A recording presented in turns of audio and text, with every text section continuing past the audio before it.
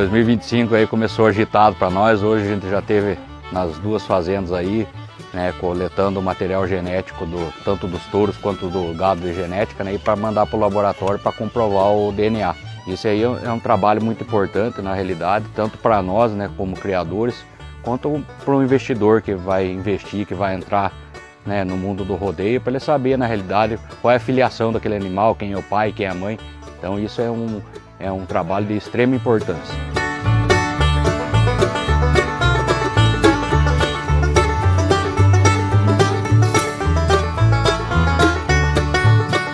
A genética de touros de pulo no Brasil, ela vem numa crescente, numa evolução muito grande aí, e nós mesmos estamos trabalhando há um ano e mais ou menos um ano, né, na genética aí, para daqui a alguns dias aí botar uma genética de qualidade no mercado e ajudar o nosso esporte.